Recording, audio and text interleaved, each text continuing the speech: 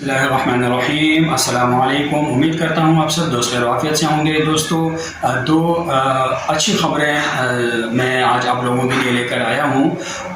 ایک تو rapid test کے حوالے سے کہ اس کی جو سہولت ہے وہ پشاور ایئرپورٹ اور سیالکوٹ کے ایئرپورٹ پر مہیا کر دی گئی ہے، اور اس کے علاوہ اگر آپ کا کراچی، لاہور وغیرہ سے اگر آپ کا جانا ہوتا ہے تو ان سے جو ہے وہ آپ کال کر کے ان سے آپ معلومات لے سکتے ہیں۔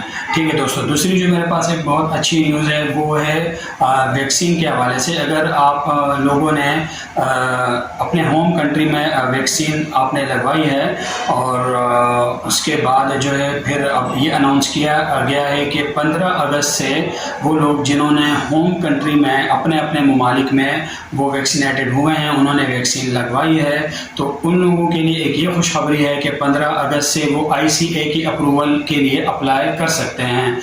پچھلی ویڈیو میں بھی دوستوں میں نے ذکر کیا تھا کہ دبئی نے یہ اعلان کیا تھا کہ اگر آپ ویکسینیٹڈ نہیں بھی ہیں تو بھی آپ دبئی ٹریول کر سکتے ہیں۔ اس میں 2-3 شرائط ان کی تھیں۔ GDRFA کی جو ہے وہ آپ کو اپروول چاہیے، اور اس کے علاوہ جو ہے آپ کو 48 آورس کا جو ٹیسٹ ہے PRC ٹیسٹ وہ آپ نے کروانا ہے، اور ریپڈ ٹیسٹ۔ یہ 3 چیزیں تھیں، لیکن ویکسینیشن کا انہوں نے یہ کہا تھا کہ ویکسینیشن اگر آپ نے نہیں بھی کی ہے تو بھی کوئی مسئلہ نہیں ہے، لیکن یہ خبر تھی صرف دبئی والوں کے لیے۔